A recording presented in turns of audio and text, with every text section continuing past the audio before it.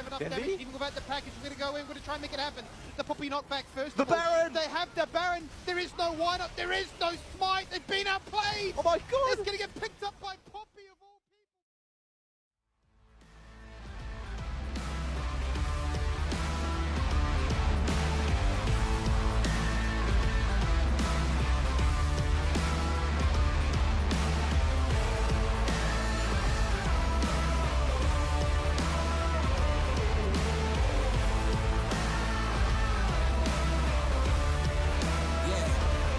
Time don't wait for no man, so I gotta get it now. Had to pick myself up just so I could put it down. Cause won't nobody giving no handouts. In a crowd full of stand-ins, I'm just trying to stand out. And working hard just to make my mama proud. Dream loud just to drown out all the doubt.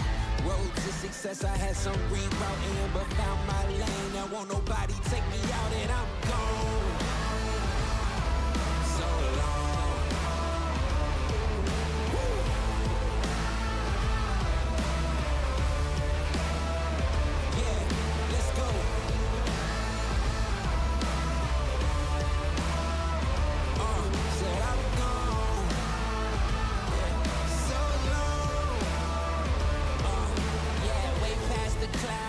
I'm up in the sky, not a bird or a plane, no, that's just me flying. I've been winning that life, everybody else trying. Nah, I ain't just everybody, anybody ain't mine. And working hard just to make my papa proud.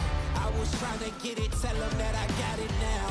Road to success, had some reroutes, but I found my lane, and you won't ever take me out. I'm gone. Yeah. Tell everybody so long. Woo! Tell them I'm gone. Yeah, yeah, yeah, yeah.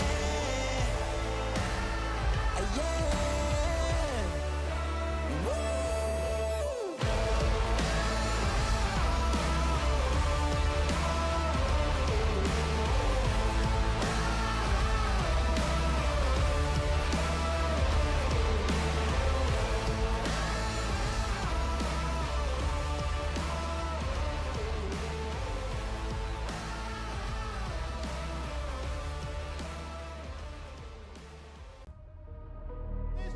Kevy's after becomes the Varus. Falls down on the stopwatch. It's carnage. They're all charmed at his command. Oh, kaboom! It's do or die. We are blessed with a game number 4 between Ground Zero and Antic. Oh, it feels good to know that Antic have it in them. They know how to play League of Legends. They want to make this a series for us. We're going to talk about Game 3 a little bit, but before we do, I wanted to hear from you guys, all of our fans, whether you're watching from home, whether you're still hanging with us here in the arena.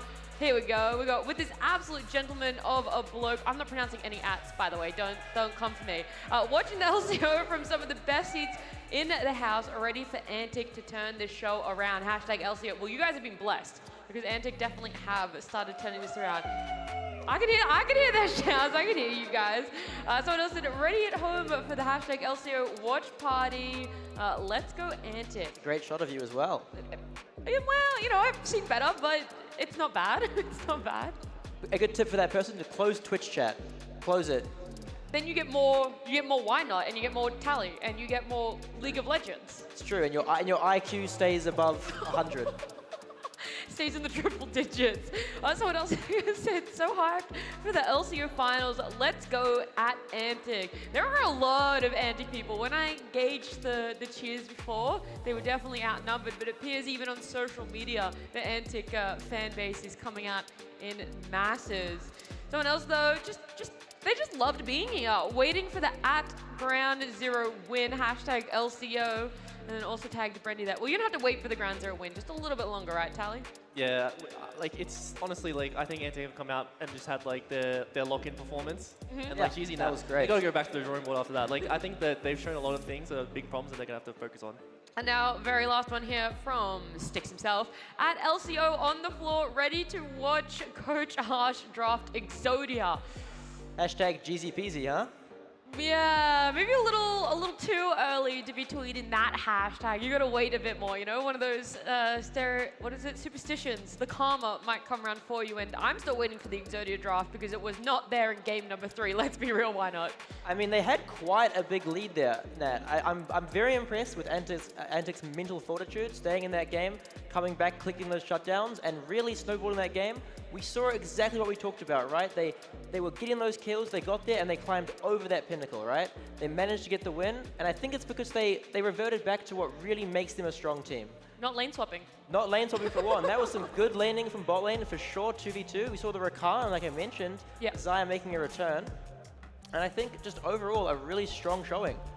Yeah, we're going to see some highlights here from game number 3, you know, just in case you guys don't remember at all what happened, or maybe you weren't able to see all of the action that unfolded there, but fight after fight, Antic did great. There were some moments, though, for Ground Zero where I was a little bit stressed for Antic. I was like, okay, is this where it's going to be, that we see Antic maybe unravel a little bit? But even Ground Zero, they felt a bit disjointed. No one was really ready there. The Nort couldn't find anything for himself and felt redundant compared to game 1 and 2.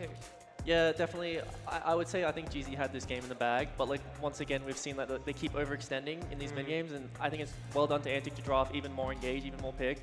It's just way easier to punish these players being out of position consistently, and I think that like we will never see the Zyra kind again for the rest of the series. Honestly, I think it was one of them will be banned. Yeah. Yeah, it's having way too much of an impact, and I think that like Roma finally finding his feet. I think he's a big momentum player. He's going to be able to carry this onwards. Well, look, put it to the side for now on what you think will and won't be banned for future, because we'll come back around to that one. Right now, just looking at the objectives that were taken, the Baron priority as well, looking really good for Antic. I'm a little bit surprised that they weren't going for more dragons, that wasn't kind of on the cards for them. They're like, Baron push, push, push, Baron push. Yeah, I think just how the skirmishes kind of, worked out, that didn't leave too much time for those objectives. You want to recall, get back on the map, ready to fight again. And I think we've seen Shern, this series so far, the Jax, the Wukong, he's picking these like heavy skirmishing AD champions. And Viego's a perfect example of that, right? There was the top skirmish, 1 reset's all you need, 2, 3 kills in the bag, and every fight when that Viego gets a skirmish Viego gets a reset, is so hard to win. And as we saw the game progress and Viego got less and less of those resets, that was the swing around for Antic to get those wins. Looking at that goal difference, if you're an Antic fan, you're loving it. You're like, it's a roller coaster. Yeah, it really is. You're like, finally it's gone in the way that I thought it would. I'm loving also the damage dealt by Roma. We've talked about it, the double stat ADC. Before the game, right? 35% damage share or something ridiculous. Yep. I'm not even sure. Is this even higher in this game? He's trying to buff his stats, he's padding the stats, he's making sure that everyone knows he is one of the main damage dealers for Antic. So love the way that they were able to draft for themselves, pick up that Tristana, and does lead me to then talk about what is going to happen for game number 4, because not only is there going to be a difference in the fact that Ground Zero will get the pick side for themselves, but if you are talking about the fact Rakan, Xayah, maybe even both need to be banned out in that first phase, what are you going to let through for yourself? Well, I think the GZ have like a bit of freedom in their bans. Like they've banned the same 3 champs pretty much the entire series. Like they have the ability to drop stuff, ban the Rakan, ban the Xayah. Like either one doesn't really matter. I think that GZ is more like it's a gameplay thing. Like they need to calm down in the mid game. They need to stop like taking these outnumbered fights. Like just they're feeling themselves a bit too much, and it's biting them in the ass. So I think their drafts are doing like what they want, but they just need to calm down. On the other hand, Antic need to find like champions who can do the same thing. They need to find more engage, more pick tools, like if they want to prior the Nord again, stuff like that. Just have a better execution and like probably avoid lane swaps, honestly. Here's where the momentum I think also really does pick up, right? Obviously being 2-0 down sucks, but getting that win, your confidence boosts through the roof. And now's when, GZ's thinking, is there a reverse sweep on the cards? I'm not feeling too confident after that. The seed of doubt has been sown into the minds of Ground Zero. It's too true, and how that will show in the gameplay, I think is yet to be seen, but I think it will show. Well, I would like to see exactly what Tally said, like Antic fire up for themselves. You don't want to be waiting until there's this massive gold lead that Ground Zero have, and you're waiting till game 3, the 26th minute, to get your first ever gold lead on the side of Antic. Can you believe that? That's how long we had to wait for them to have, I say gold lead or difference over 1,000. Okay, that's there's always the ebb and flow of it. So to have a substantial lead, you wait until the 26th minute. It could be setting up a historical comeback and an incredible reverse sweep here. Yeah, it could be. I think it's going to be dictated, though, on what side Ground Zero want to pick up for themselves. It feels very weird to even hedge your bets, I was going to say, on a red side, so obviously... Back to blue? We would have Back guessed. to blue. Back to blue. Do you run the Zyra comp yourself? Yeah, I mean, I think it really depends on what your team prioritizes, right? So, you know, I don't think they're going to run it themselves. Maybe we're going to see a Nautilus first pick again, like we have been. Or maybe we'll see They go them- for something really different then, huh? Another Nautilus. Yeah, just like maybe feeling spicy, for example. But yeah, I think Nautilus pickup makes sense as well. Maybe they even play into the Zyra Khan and, you know, have their own sort of 2v2 combo. Maybe they throw it out the window with like a Scion B1 and trying to force their own lane swap. I think GZ will have something prepared, and I think it might be different as well. Maybe also not the Aphelios for Lemus. If you want a stat, by the way, I was looking through some Yeah, yesterday. I'm leading the horse to water here with this one. He has 13 games of Aphelios in his career. 30? 13. 13. The win rate's 20%. And it's worse now. So we were talking about King the other game. Yeah. Sorry, 20%. This is for Lemus. Lemus's Aphelios might not be it. Yeah, that's really rough. I know that in days gone by for LCO, we've always questioned, is this champ really something that's going to work for a lot of players? Same thing as, you know, running the double ADC. Only some teams are able to really get themselves a win with that. Yeah, I'm going to say a sub 20% win rate is something I'm not feeling comfortable to run back in a grand final. That's fine. To be fair, like he did suffer the triple ban. Like Antic did decide to just go out and just ban Draven, Callisto, Varus and just take him off comfort. You got the Roma treatment. Yeah, Game and one. he's just like, oh well, okay, I have to play this champ that maybe I haven't played in scrims recently, or I just have not played at all in like the past month. And honestly, it's just a bit hard when you put in that position. I mean, Antic should just double down and do that again. Like, it's very clear. Make him the one that's on something uncomfortable. And even if they want to go for the Naught, you guys know that you have answers for it now. Maybe there's going to have to be a change up somewhere else along the lines. For Ground Zero, a different role might have to look at where they want to go with their picks. But look, ultimately, we don't know what they're going to do.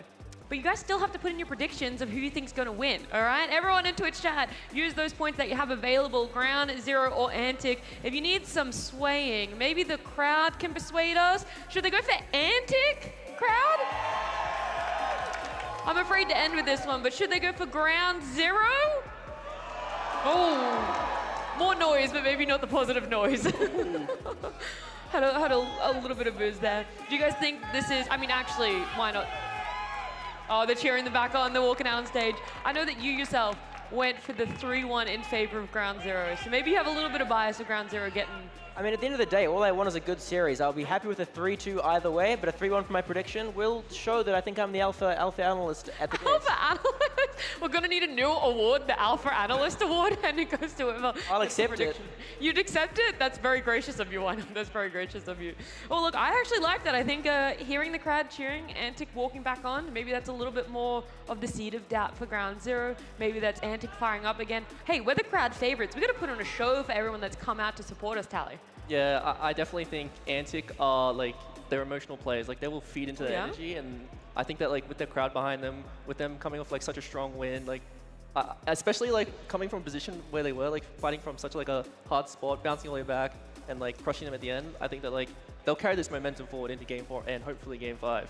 So what you're saying is, if the crowd wants an Antic win, they need to give Antic energy, right? That's what I'm saying. I'm saying if you guys want Antic to be able to push this to a game number 5, you're going to have to scream a lot louder than that. And as hopefully you guys are raising the roof, we got Pike who's going to be in the audience. Let's hear a cheer for him as well. Mum, no, I can't answer the phone right now, Mum. I'm doing some interviews at the LCO. Yeah, Mum, okay, I'll call you back. I love you. But hello, we are back. We are doing another fantastic interview with the crowd. We have Marie here, a one-trick pony on Misfortune. How are you doing tonight?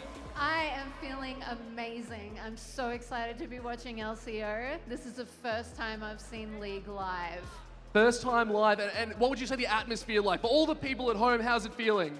Oh, it's freaking amazing. Yes, let's go, Ground Zero. Let's go, Antic! Woo! Awesome. I love the energy of this place. But also, Marie, now, you did just cheer both teams. Who are you going for the next game? All right, I am hoping that Antic can turn it around. I was going Ground Zero, but let's go, Antic! The reverse sweep is possible! It is possible! We're going to go to a short break, but thank you for tuning in. We'll see you in a sec.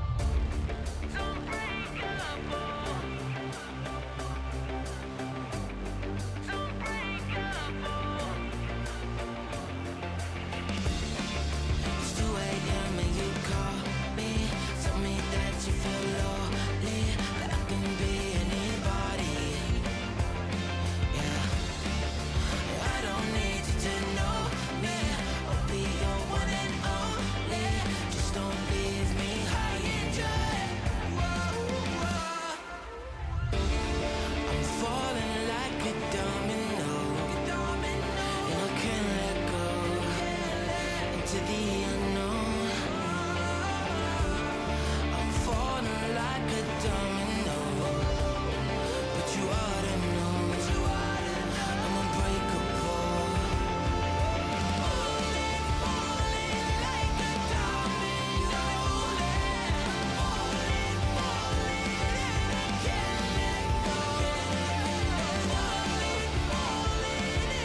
the unknown, but you ought to know this heart's unbreakable. Here's the reason that Kevy's after becomes Tavares. Falls down on the stopwatch. It's carnage. They're all charmed at his command. Oh, Tavares! It's do or die.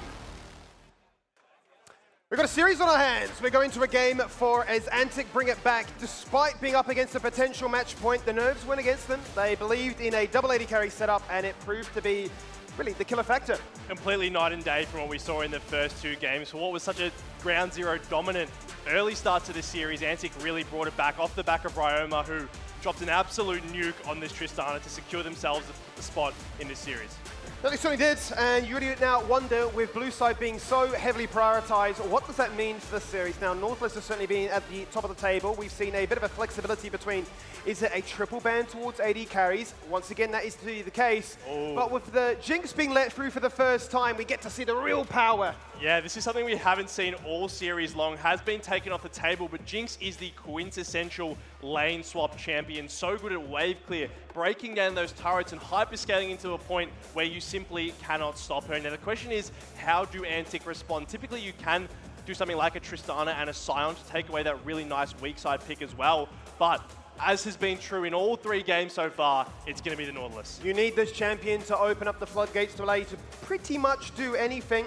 Despite this though, it didn't work in favor for Benvi last game, right? So it's not just a surefire win factor, but I'm really curious how they want to try and create this comp. Do they go their own direction? Or is for Antic much more about how do we deny this Jinx 1v9ing?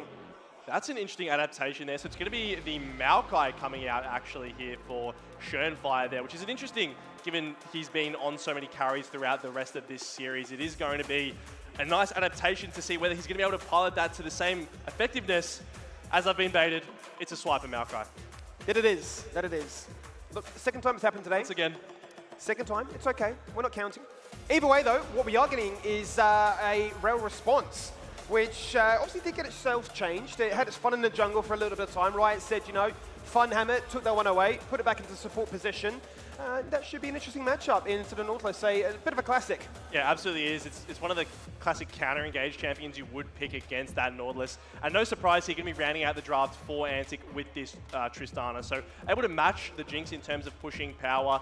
Doesn't necessarily scale in terms of getting excited, but with the range coming online, definitely is a late game threat in and of itself. And the fact that they can flex it towards the mid lane if need be really does still make a lot of room in this draft. Yeah, it certainly does. You can see for Antic, very pre-rehearsed bans and that of what was obviously very strong for Lemus in particular, but then obviously paying tribute to Kisei as to how good he has been. Even in a losing position, he still puts out an impressive amount of pressure. The one that catches me off guard, though, is the Twitch ban. We talk about Aphelios being on the fringe. Twitch is even more so. I mean, this has to be some kind of scrim pick that they've seen in one scrim set that absolutely blasted them, right? You have to imagine the Twitch in lane certainly not going to feel anywhere near as nice as a traditional AD carry can tend to get bullied. But once you get to those fights, you will certainly be able to have an impact. It really has been a game of AD carry bans here now with this Kai'Sa being taken off the board as well. So you're trying to avoid the potential for that Nautilus and Kai'Sa 2v2 duo. A really strong response into the Jinx and Rel, who can contest them in that early game.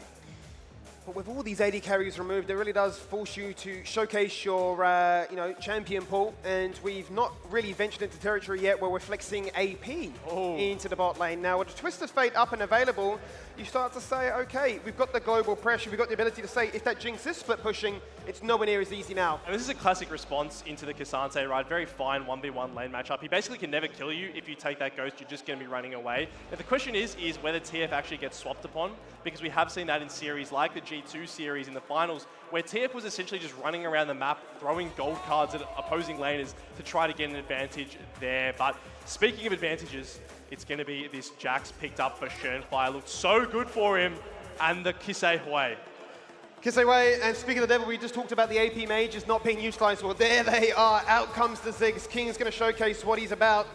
as he gives us all the lane pressure. Now, really does put the burden on the Jinx to then say, I don't want to be in that lane, because if I am stuck in that for far too long, not only are you sieging and doing so well in tower shredding, but the Ziggs with the satchel charge. And it's going to make it quite interesting in terms of those Void Grubs, even more so than the last few games, because you get that, then you get the Herald. Suddenly you've both got these insanely strong teams that can say, it's not just one turret, it's two. I mean, look at the solo laners from Antic, right? Both TF and Tristana, essentially you're going to assume, are sitting in those side lanes permanently, always looking to break down those turrets. And like you mentioned, there's so much good disengage coming from the rest of Antic's comp, right? They've got the Maokai, they've got the Ziggs, just sit back and wave clear. Ground Zero, they're going to have to find an engage to get things going.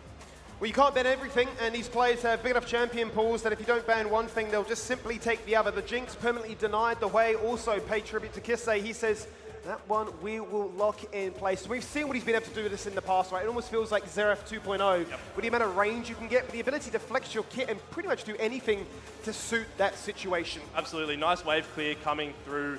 And like you said, it's going to be this mid-jungle that I'm really going to be focusing on. Schönfire obviously having a fantastic performance on the Jax earlier on. This is a great Jax game into the likes of TF and Tristana. Going to be having an absolute run of things. Perhaps going a Merc Treads or something to negate a little bit of the CC. And then suddenly this Jax is really a threat in those team fights. If he's able to find the backline access, we could have a repeat of what we saw before. That we certainly could do. Well, as we load ourselves into the Rift, it's worth noting that the only thing harder than beating Ryoma on his Tristana is climbing onto that property ladder. But dual queuing with Swiftly can certainly help you with that. So lock in and get your home loan today over at swiftly.com.au. Getting number 4 though, under wraps, let's lock ourselves in here. Let's see if in fact Antic can do the reverse sweep, or do Ground Zero have the ability to say, we've got the champions we want, we're going to flourish, we're going to make this early game a masterclass again. And keep in mind, a big determinant of Antic's success in the previous game was the fact that it was a more standard affair, right? They didn't have these crazy lane swap shenanigans where you're wondering about where everyone's going to show on the map. It was bot lane goes to bot lane, top lane goes to top lane. Yep. This game already, we can see that that's not going to be the case. Lemus has deployed up towards that top lane. No TP available, and he's going to be running into Zoranus. What's interesting though is Benvy's position. He's hovered right around the middle of the map. He wants to be able to respond to wherever he needs to go, depending on where the bot lane of Antic shows. Yeah, he wants to be as quick as he can, right? The first responder to make sure that if you do something a little bit too crazy, we're not the ones that are lagging behind. We're always on that front foot. And sure, a little cheeky help there for Schönfire and his jungler, give him a little bit of assistance. But this could be an interesting one, right? Obviously, a champion like Twisted Fate doesn't need to utilize the teleport, has the Destiny online at level 6, but if given a chance here, it can certainly make sure that this Jinx does not have much fun. Yeah, certainly can. The only problem for Zoranus is he's pretty much useless for these next couple minutes. You can see already kind of acknowledging the fact that he's just going to get dove on repeat if he stays on towards his turret. So this is an adaptation we've seen from people like Broken Blade. You just run mid and you throw gold cards and you become a nuisance for Kisei to try to play his lane out. Might actually walk into the jungle here and try to spot out Schönfire on his camp. Does spot a ward, so they will know Schönfire's pathing towards bot lane. But as for now, Zoranus has a very sad affair to look forward to. But it's an interesting state, isn't it, top lane, just how flexible it can be in your approach, right? I mean, we talk about flexibility, level 1, 0 CS, but it feels like individuals, be it Zoranus, Biopanther, are more than comfortable being the hard carry, but also saying, yeah, I'll sacrifice because my job is just to live. My job fills a role that right now I can't actually utilize. Keep in mind the crucial difference, though, is TN's actually able to get this XP, right? He's not worried about the dive threat coming out. He's actually able to pick up where Zoranus has been completely zoned off from his turret, right? Just the sheer threat of Benvy and Lemus. Even though he knows Schönfire is going to be on the topside camps now, he will only just be able to pick up the CS. As Benvy's going to cancel his recall here. They want to shove this wave in. They know that Schönfire's in the area, but look at Draku's positioning. He's recalled, and he's ready to respond to this dive. On the reset, looking for trouble, and wondering whether or not Schönfire would be sniffing out for a little bit of that as well, and he's certainly right in his suspicion, given that Schön is not too far away. Looking to try and deny the enemy red at this stage. And he's going to be successful, and may now collide heads with Swiper, who instantly, without hesitation, jumps upon him, forcing out the counter-strike, as well as the flash. And I mean, quite honestly, that's a big win. Now to collapse from all 3 angles. Schönfire, you're in trouble. The flash, the passive, the ignite. Where are you going? Do you have the leap? Do you have the set? It doesn't matter. He's got the first bloods, and the Twisted Fate that was zoned gets all the gold now. He couldn't get any of the first 2 waves, but he does get the first kill of the game. That's so huge in getting Zoranus back in towards this game. Yes, he has to use the flash, but ultimately that 400 gold and the double buffs will certainly be a welcome sight for this Twisted Fate. That certainly will be. And now that really does make things a little bit more interesting as to do Ground Zero want to retain this lane swap, because still there is no denying that this Zoranus Twisted Fate pick is going to be squishy, especially now without that flash. And I think that's what Benby is anticipating. Can we find something? Because what does he have? He's just got the Ghost. That's what he's going to use. Sidesteps that, breaks the ankles on the second, stutter steps him, and now they're just emote spamming. Okay, Zoranus, fancy feat there, only Ghost. But that is all he needs to get well out of way. Dodges both the Q and the W there. And is really starting to feel himself here in this game 4. He's vibing, he warmed up, he's in his comfort zone right now, and for good reason too, Max. He's gone back to base, 4 minutes in, boots of Swifties. He is going to be dancing all over the show right there. The hook! Oh, he left it so last minute.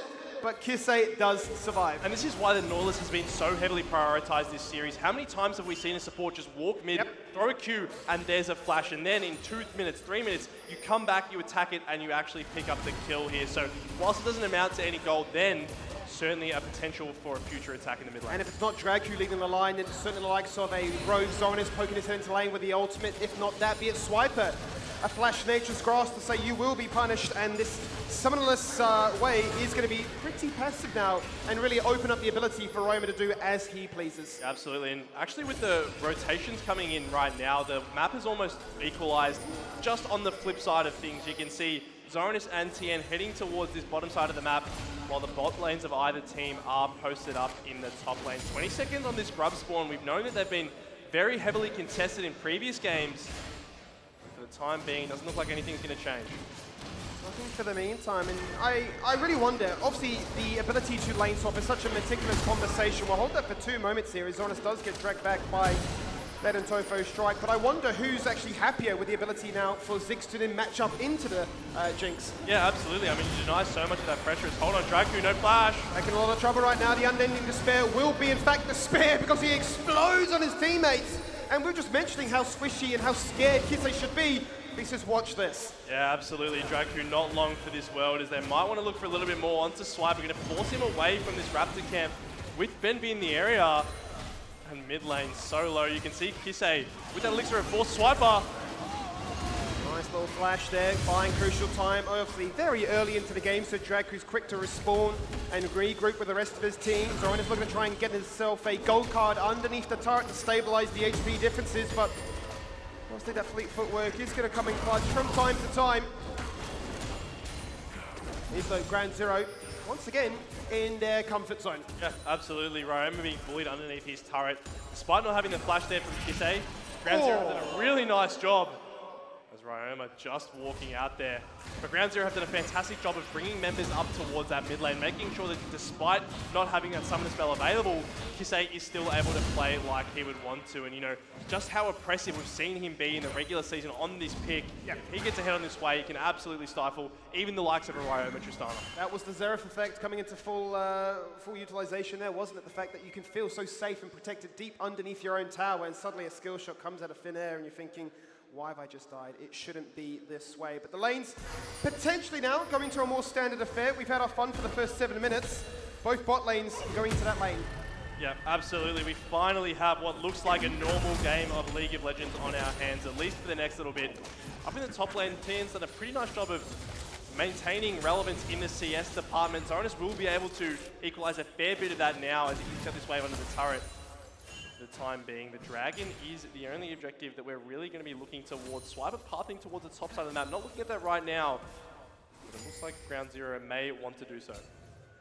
We're spending a lot of time in the spot lane, clearly looking to try and force their hand and look to potentially open up the invitation for a Dragon. We say that, and it's been completely ignored in pretty much every game until, what, 13, 14 minutes. Turret plates are just that much of a high priority anytime out of lane. In many cases, feels like waste of time. And it makes sense, right? Given how snowbally the games have been as Zoranus forced a ghost out in this top lane, you can see Tien probably just knocked him back a little bit, used the all out there. Tofo strike will just miss there. Zoranus feeling a bit safer now. Ghost actually popped from Tien here. Not sure what he's able to get besides the wave in. Ooh.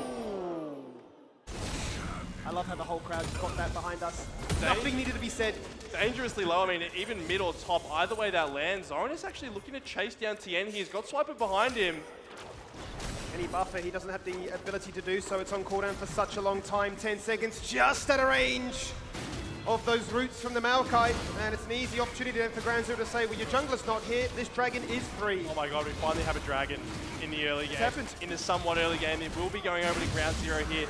Utilizing the fact that TN has picked up those Merc Treads is basically invulnerable to a Twisted Fate and Maokai at this stage of the game. I mean, this is a Swifty boost TF. What's he actually going to do to you besides throw a gold card every couple seconds? And ultimately not feeling too worse for where they're 8,000. So closer affair than we had in either, or rather any of our previous games when you consider the fact that most games were incredibly snowbally. Yeah.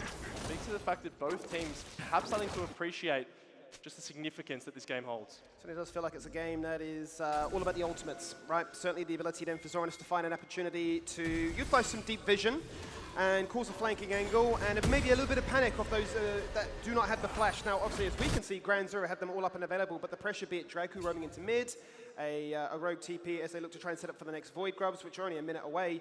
You're thinking, sure, that's an invitation for the Twisted Fate to truly show why it gets picked here. Yeah, absolutely. I've always loved TF as a pick that makes macro easy, right? It doesn't matter if you have a misnumbered fight, you simply walk up, pop the Destiny, and suddenly, not only do you have the ability to essentially TP anywhere, but you also have that full vision. You also have that ability to know where the enemy team is setting up. And for a game that's been so skirmish heavy, especially in the mid game, right? Having that, omnipotent vision will be incredibly valuable.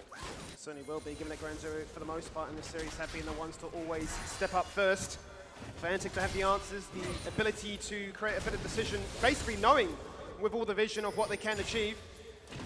Give us an interesting consideration here. As the lanes continue to flip-flop from top to bot we go, and the junglers look to ego one another out. And Schönfire really does want to return to what worked so successfully in game one here. Yet to find a kill so far, but we know it's not too far away. And that's what Antic's been doing a good job of, right? Is playing defensively when they need to. You can see they temporarily didn't have the numbers advantage there, so Swiper just concedes. He's playing a phase rush Maokai, really can just throw a couple spells at you and run away. For the meantime, like you said, the Void Grubs are spawning right now. They have just come online. Zoranus in towards this bot lane does have a fake TP advantage with that Destiny available. Yeah. As here goes Benvi. Benvi jumps across the wall. He looks to find a little bit of trouble. That goes Migra Phenobomb nice and early, but a massive Magnet Storm locks in place all three. And speak of him, in comes one. And Ryoma, you're not meant to be here. Flash, everything chucked at it. But he's just going to fall on down. Ryoma gets at least something to talk about here, but the jinx they've tried to deny has now just got a double. Absolutely, has a fantastic fight from Ground Zero, corralling them all into the damage of this Sway and this jinx. She's able to machine gun through them, getting excited, and that really has been the breaking factor, at least in this early game. 2K is now the gold lead for Ground Zero. Plates as well falling in their favor. Kraken Slayer now completed for Limus. We talk about the scaling of this champion. It's been banned for a reason, and now we're starting to see why.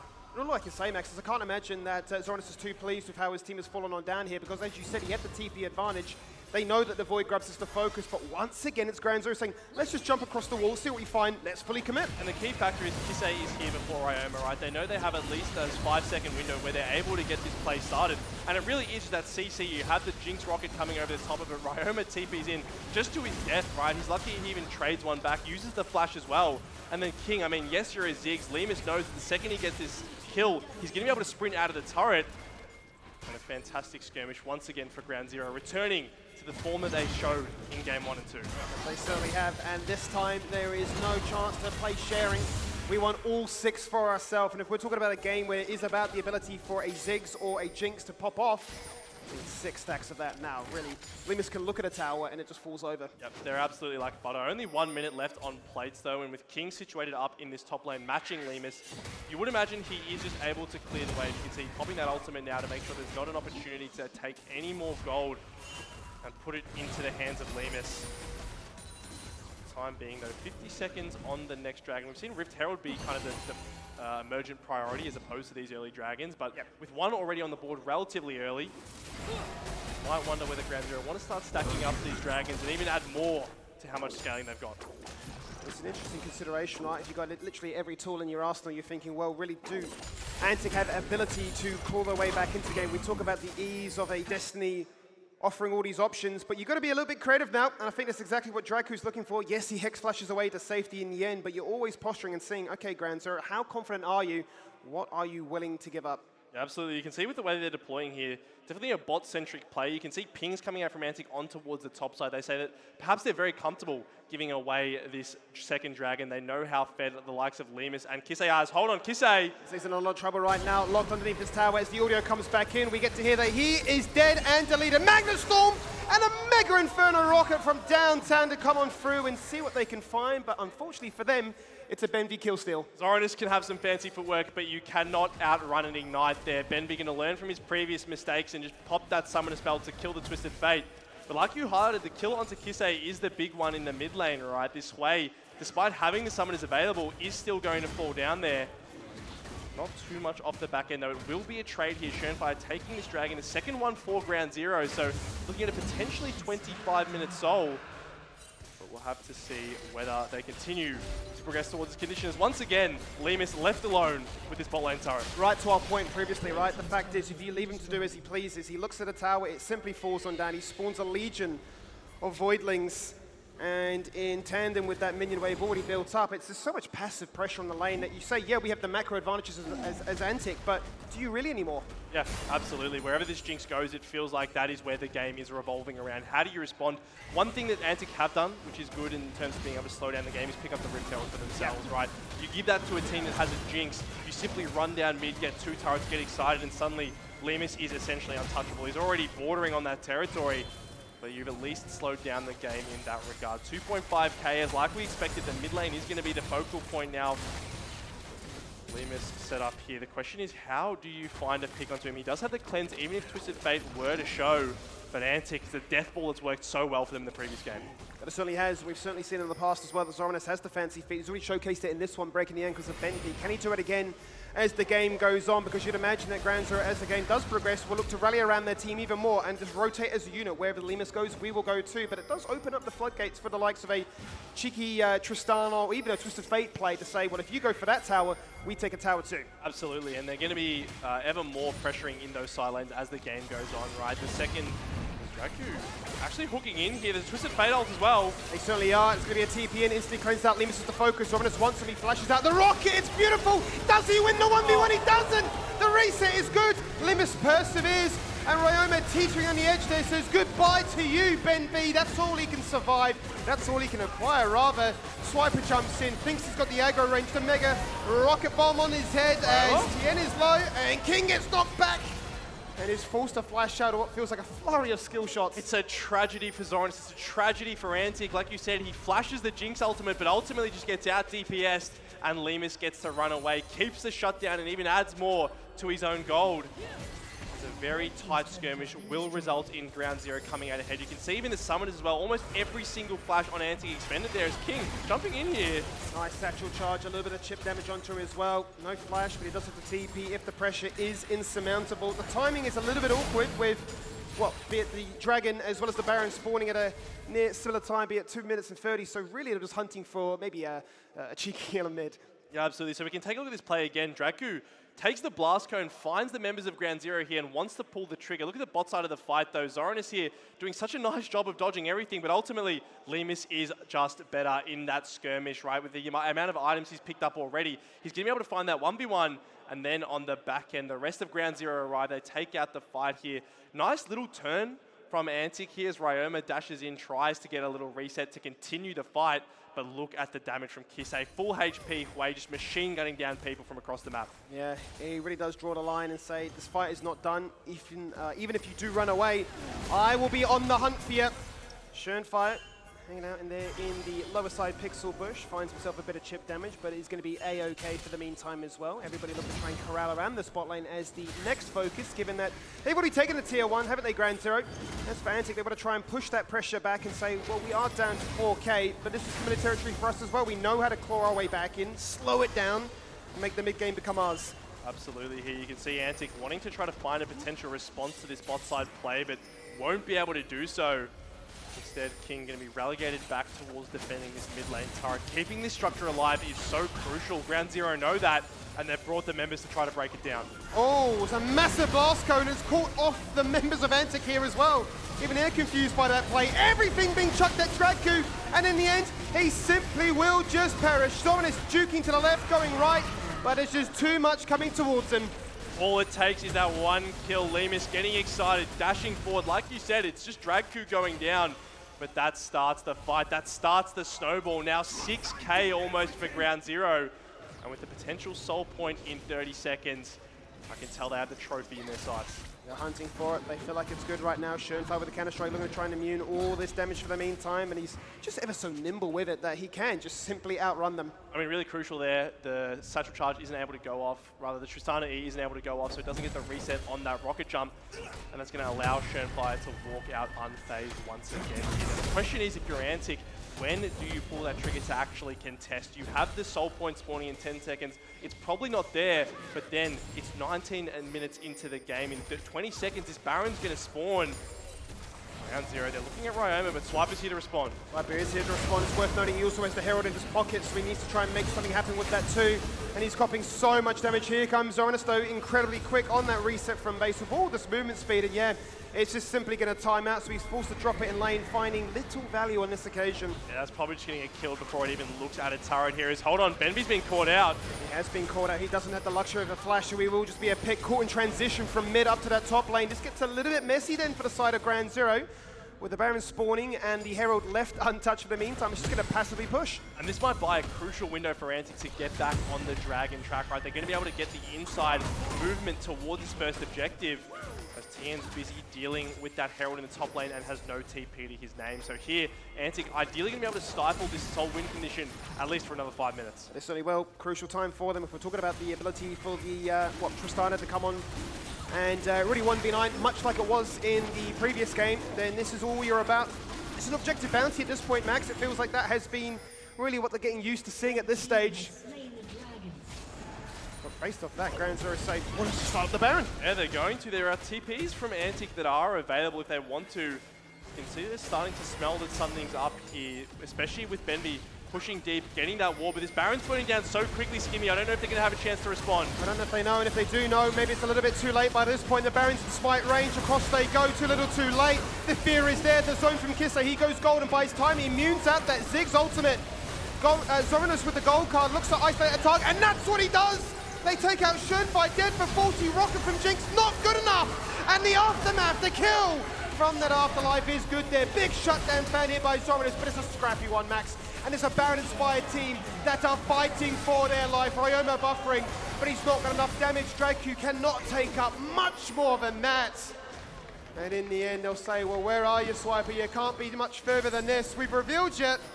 And now the anticlimactic 1v1. They're going to chase him down. Benby has backup here. Swiper not long for this world, as the Rel Q does connect. Here's Kisei to be able to pick up this kill, and a 4 for 2 with Baron in the bag. Simply catching Antic off guard. They don't have the time to react. And they're going to cement a 7,000 gold lead heading into this game 4. They certainly are putting themselves in a pretty picture as to, as you already mentioned, one hand on that trophy already. You can see it in front of you, and you're thinking, that is ours. We're locking in, we're getting it done. And with that Baron, we're going to see is just how much sieging we can get acquired, because I think of a Baron-inspired team with a Jinx online, with 6 Void Grubs, and with Lemus having the most gold in the game, second to none, it really is the Lemus show now. Just ridiculously fed, right? And the problem with Tristana is, yes, she's fantastic at DPSing, but you're going to have to compete with a Jinx, right? A Jinx, if she's excited, has those rockets available, she is going to be machine gunning through you and your entire team. So it does come down to Antic. They can't give over any resets to Lemus right now. Yep. Simply one person going down would be enough to lose the entire fight. See TP from Kisei here in towards this bot lane. They want to put some pressure onto this tier 2 turret. They certainly do. Splitting the attention of Antic, causing them a little bit of distress as to, well, what is our setup here? How do we want to respond to the pressure that Ground Zero are throwing our way? Nice little purchase there in time, actually, for this siege setup. The Navori quick blades coming through now for Ryoma. How aggressively do Ground Zero want to play this one? They know they're strong, and I'm sure Antic are anticipating that. Yeah, they absolutely are. They're playing so defensively here. You can see really moving King around the map to try to wave clear as best he can. Obviously the Baron's huge, and Zoranus is just going down. They found their opportunity. Patience and perseverance proved to be the deciding factor here. And can they find much more? Well, no, for Antic. They try to get aggressive in the mid lane. The Chompers instantly turned that one awry. And Now you're feeling a little bit frustrated because you might not lose one, you might lose two. Yeah, they're in a very awkward situation. Ryoma dashing in. Ryoma's dashed in and not done anything. I mean, you've tickled him at this stage. Jinx has to be the focus, but he has to die first. That's such a long death timer on the Tristana as well. 30 seconds, 15 on Twisted Fate. They have waves in 2 lanes. Ground Zero, do they go for the end here? Do they go for the end? That is the question. They've got all the damage in the world right now. They are the new kids on the block. Their second season built together. And they've built themselves up to do one thing, and that is win a championship title. Let's see if they can get it done right here and now. At 24 minutes in, Schönfire popping all the damage. They've got one single tower defending their hopes and dreams. If you're an Antic fan, an Antic player, Kise deletes him the rocket. An afterthought, not necessary. Their HP bars are low, and Zoranis is hunting. And have they stemmed it for the meantime? Have they bought themselves crucial seconds? Ryoma's back up though. They've managed to wave clear for right now. Trying to potentially look at a chase, but they don't have anything to do so. Instead, Ground Zero, they were dangerously close. They tasted victory, but they're not going to be able to have it just yet. They certainly did there, Max. They really were ever so close to saying the game is done, sealed in its place. But respecting the fact that their HP bars are low, that the Tristana had in fact respawned, and there was potential for a pentakill just to occur out of nowhere, and you're talking about how strong you are. It's a 10k lead, make it soon to be 11. They don't want to take any chances. That's exactly right. You don't need to take any unnecessary risks. You're so far ahead at this stage that if you simply just base, set yourself up in top lane, slowly push in the wave. Worst comes to worst, you've got Baron in 2 minutes to help close out and deal with that Ziggs wave clear. So it really does come down to Antic. They're going to have to do something. If it comes down to a situation where they're just trapped in their base, while Jinx is going to get excited off that turret, she's going to go crazy. You're going to have to make a last stand. You certainly are. Let's see what they can do as a result of this one, knowing that they are really crowded inside their base. 2 inhibitors taken on down. One would argue even more ability to farm up and try and get yourself in a strong position. Maybe find your way towards that level 16, but it feels so far away at this point because Ground Zero know they've got blood in the water, and these side lanes, as strong as Antic could be, they're not anymore. Yeah, Swipe is absolutely corralled here. Draco going to hook in. So he is going to hook in. Swiper now becomes the focus in, flash away. Zoranis looking for that gold card, finds it onto one. Schönfire the focus, but hook to bring it back in. But the chompers are fantastic. Benji with the Magnet Storm, locking you in place. 2 kills, make it free. And Lemus is living his best life. He's getting excited. They're getting the ace, and they're getting that title. Lemus is getting excited. Ground Zero, they are ecstatic. You can feel the energy here. Yes, they fell down in game 3, but they're right back to their winning ways. Ground Zero will be your LCO Split 1 champions.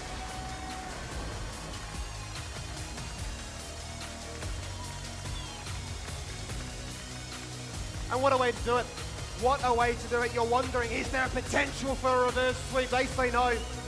They say you can have your fun with these quirky little picks. You can run it back with the Tristana, but we've got more tricks up our sleeve. You let through the Jinx. You give us the opportunity to play the way.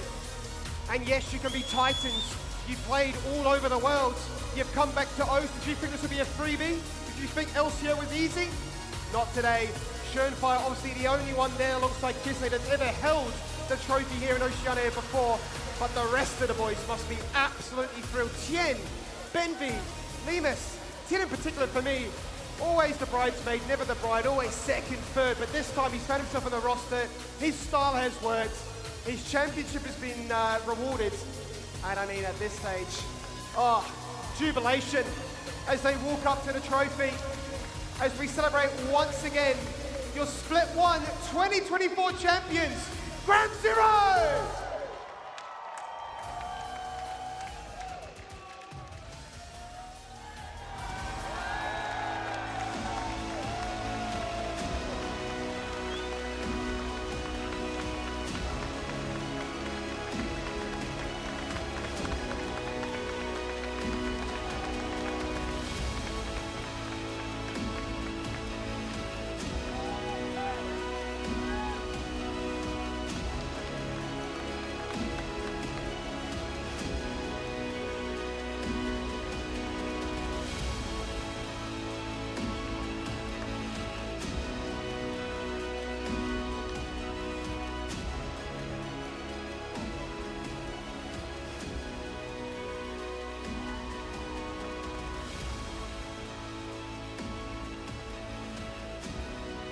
Give it one more round of applause for Ground Zero!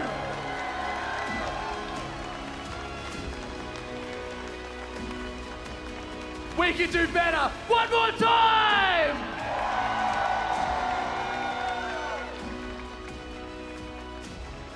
Now we're going to have a quick chat with Benvy, the support, the Heimerdinger. Mate, what a series. How are you feeling? I'm super excited. I'm ecstatic, honestly. It's crazy. Mate, it's the first time Ground Zero's been on this stage, taken the win. You just must be feeling electric. What did you have to say to the fans? Thank you. It means so much. My family, especially in the middle. Thank you so much. That's right, League of Legends is all about family. We know this. But what do you have to say next split? Are you hoping to return? We'll have to see. It might be a surprise, but you never know. You never know. I love it. Well, go back and celebrate. We're going to grab someone else to have a quick chat. And who's it going to be?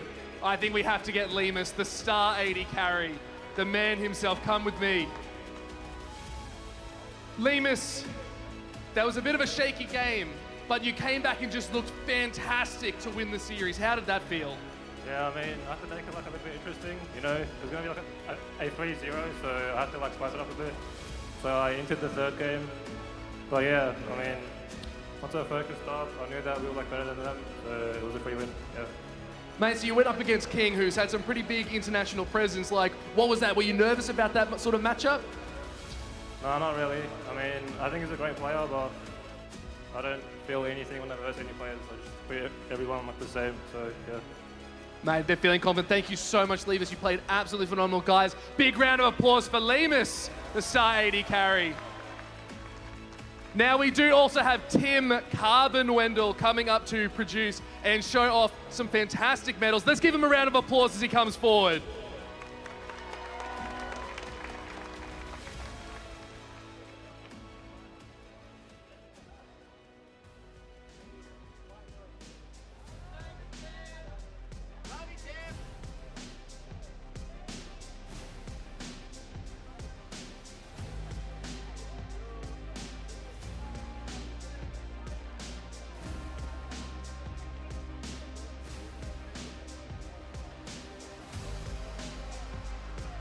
One more time, round of applause.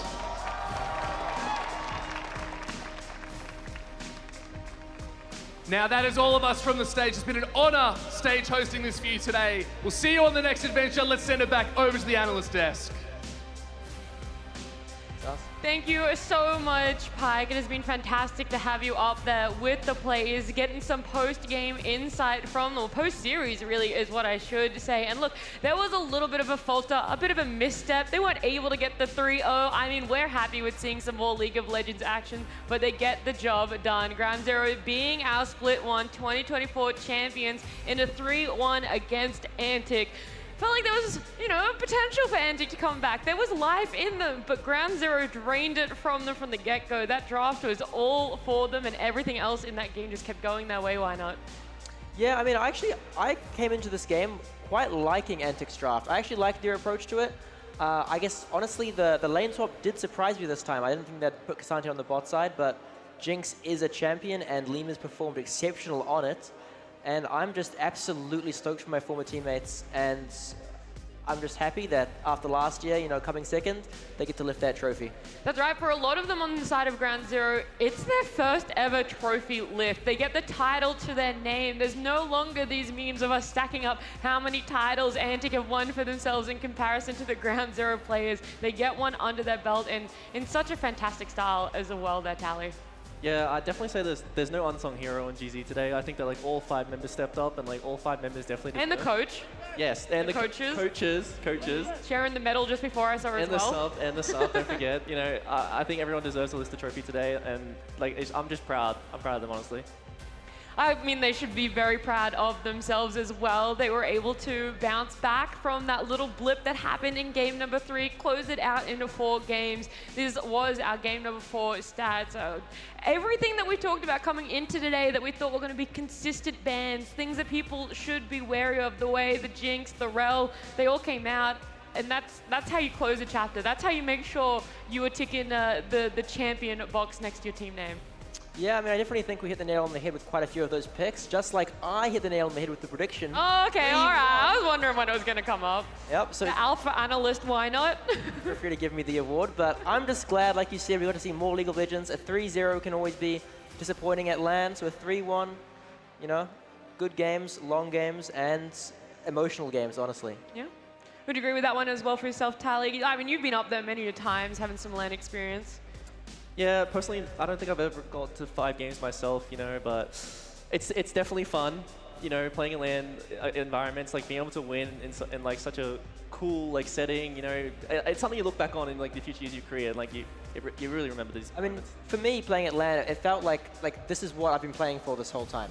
You know, playing online, celebrating online, winning games, it's all just to get to this moment and play in person with your teammates, play in front of a crowd, and be with people who are passionate about what you care about. That's right, you know, a lot of people don't really boot camp the same way for regular season. It's not always present, it's not always there. So to be able to celebrate a victory, not only with your teammates, but knowing that you're coming in first place for LCO Split 1 2024, the only thing left to do is our MVP, because you said everyone on the side of Ground Zero, unsung heroes, they played their part, but right now we still have to pick one person. We talked to our casters, we had some chats behind the scenes, and we thought the person who stood out the most between all 4 games, including the loss in game number 3, was Shern Fire. He is the MVP for Ground Zero here at the Grand Finals, Tally. Yeah, I think Shern like honestly had a pretty much like insane performance. Like every game he was impacting, he was finding like all these like engages onto the back line, picking out the right carries. Did he play a different champ every single game? Well, we had Jax, Wukong, we had 2 Jax games. Okay, yeah, so we had 2 Jax games, but Disappointed in game 4, you know? Yeah. I mean, sometimes you just got to lock in what you win with and run it back, but it worked. It really did. It really Even in that 3rd game, which they dropped, obviously, that Viego performance was dominating in the early mid game, and that Wukong game 2, watch those team fights. If you're a jungler, you'll learn a lot. That's the thing. Normally, you know, we might pick an MVP. The stats might not match exactly what we're putting out, but his kill participation is significantly up there, 65% KP. And then on top of that, everything we're talking about, these small plays, you know, you don't have to be the top net worth. You don't have to be the one that's always engaging, initiating. Exactly. It's being there for your team and making Finding sure. that impact. Yeah. Exactly. With the resources that you have. So I'm sure Schoenfire will be very happy to add that one to his books. But unfortunately, that does mean that our LCO Split 1 has come to a close. Very quickly, I want to thank both of you, Why Not, Tally, for coming in for the grand finals, being on our analyst desk, as well as Max and Skimmy, putting in the hours week after week, all Split 1. Casters that you cannot forget. Obviously, Pike joining us to stage host. Everyone behind in production. Everyone still left in the audience. You guys at home. But it is unfortunate for right now. We do have to say goodbye, and I'm very excited that we will be seeing you guys in split number 2. So make sure you follow all of our socials, and we'll see you back split number 2.